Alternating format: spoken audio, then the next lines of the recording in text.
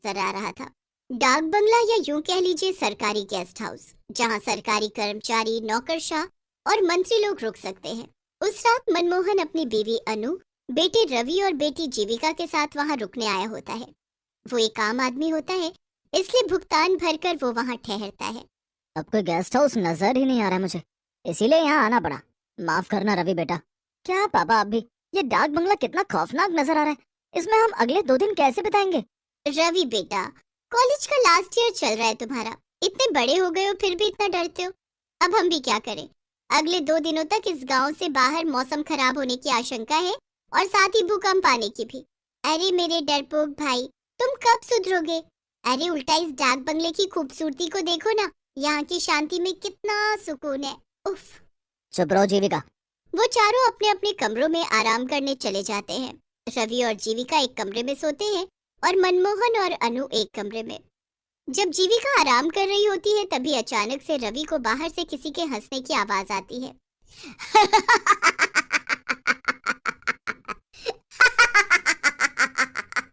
मेरे पास आओ, आओ, आओ मेरे पास, आओ।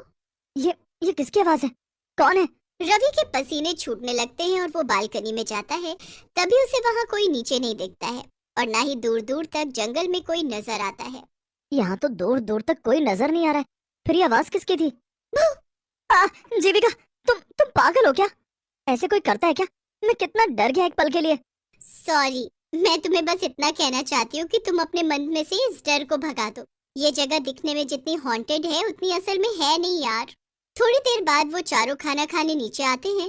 तभी एक बूढ़ी काकी उन्हें खाना परोसती है। मैं झूठ क्यों बोलूंगा, मैं सच कह रहा हूँ। ये डाक बंगला सही नहीं है। मैंने अपने कानों से उस औरत की आवाज सुनी है। चुप करो यार भाई, मैं भी वही थी, तुम भी वही थे, तो उस औरत की आवाज सिर्फ तुम्हें ही क्यों सुनाई दी? मेरे कानों में क्या हड़ताल हो गई थी? हाँ? शट अप जीविका। हाँ बेटा, इतना मत घबराओ। लेकिन पापा। रवि बेटा, जैसा तुम सोचोगे वैसा ही तुम्हें महसूस होगा। तुम बार बार उसी बारे में सोचोगे तो तुम्हें वही सब नजर आएगा, वही महसूस होगा बेटा।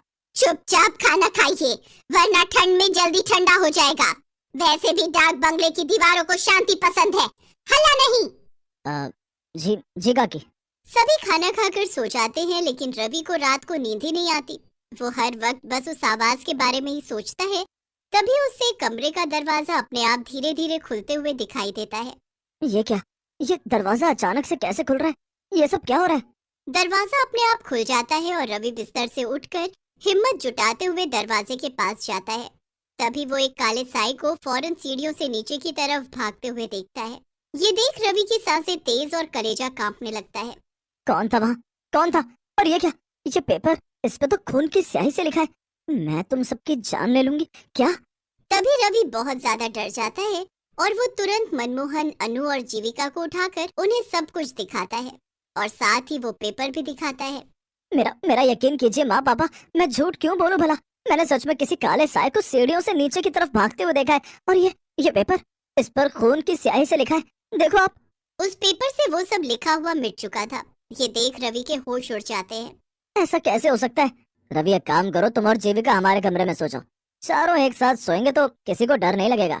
लेकिन पापा, मैं डर नहीं रहा, मैं बस मेरी और आपकी सबकी भलाई के लिए कह रहा हूँ। यहाँ से चलिए। आप सब भूत प्रेत में विश्वास नहीं करते होंगे, लेकिन मुझे है। रवि भाई, तुम कुछ ज्यादा ही सोच रहे हो। बस रवि, चलो सोने अब और कुछ नहीं सुनना है हमें। पहले ही तुम्हारे पापा और मैं बहुत थक चुके हैं। कोई रवि की बात समझने की कोशिश ही नहीं करता और सब एक ही कमरे में सो जाते हैं। जैसे तैसे रात गुजर जाती है। अगले दिन रवि उस बूढ़ी काकी से पूछता है, काकी, यहाँ इस डाक बंगले में केवल मैं और मेरा परिवार ही रुका हुआ है, यहाँ और कोई नहीं रुकता क्या? लोग यहाँ रुकने आते हैं, लेकिन अभी इस समय नहीं है। हटो यहाँ से, मुझे बाहर जाना है। रवि दिन में उस बंगले को अच्छे से देख लेता है। मनमोहन, अनु और जीविका बाहर बैठकर बातें कर रहे होते हैं।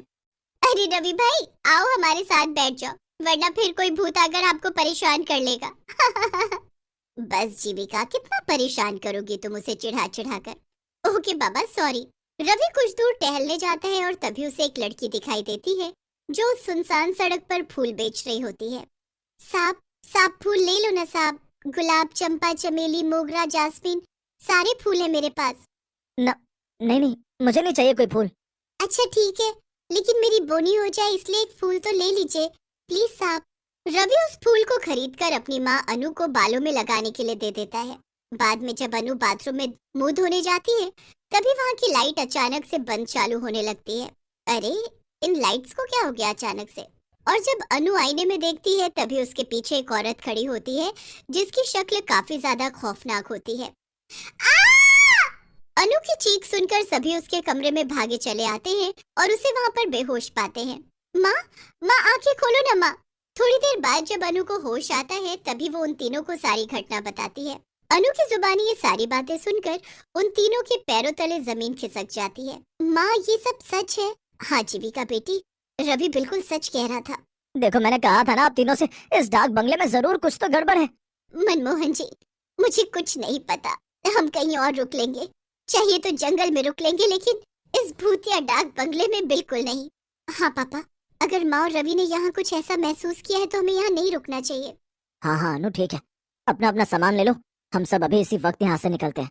चारों अपना सामान पैक करके वहाँ से निकलने लगते हैं, लेकिन तभी वहाँ डाक बंगले के मुख्य दरवाजे पर वो बूढ़ी काकी खड़ी हो जाती है। काकी हमें जाने दीजिए, हमें अब यहाँ नहीं रहना है।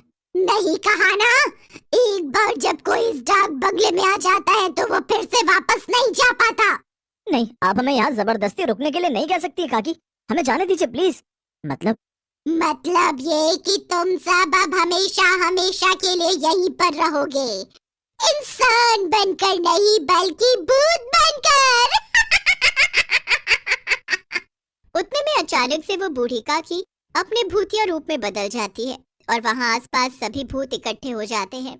ये सब देखकर चारों की रूह कांप उठती है और रोंगटे खड़े हो जाते हैं। नहीं, बचाओ! वो चारों भागने की कोशिश करते हैं लेकिन उनके पैर नहीं हिल पाते हैं और वो जमीन से चिपक कर रह जाते हैं। नहीं, हमने यहाँ रुककर बहुत बड़ी गलती कर दी, हमें यहाँ रुकना ही नहीं चाहिए था। बचाओ! ये हमारे पैरों को क्या हो गया, ये हिल क्यों नहीं रहे? हमें बख्श दो, हमें जाने दो यहाँ से, जाने दो, हमें जाने दो। नहीं, कहा था ना मैंने। अब तुम सबका अंत है, तुम सब भी हम भूतों की बिरादरी में शामिल हो जाओगे आज। ये तो वही फूल वाली लड़की है, यही तो इस डाक बंगले का नियम है, एक बार जो यहाँ पर आया वो वापस जिंदा नहीं लौट पाता, उसे तो मरना ही पड़ता है।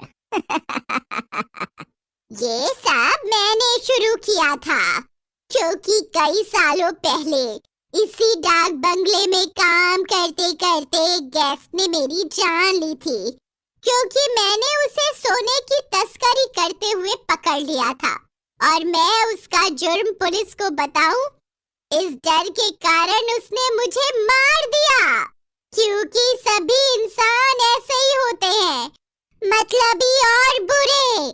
सारे भूत अब उन चारों के पास आने लगते हैं और चारों काफी ज्यादा घबरा जाते हैं, लेकिन तभी हम यहाँ से भाग तो नहीं सकते, लेकिन अपने मुंह से भगवान को याद तो कर सकते हैं।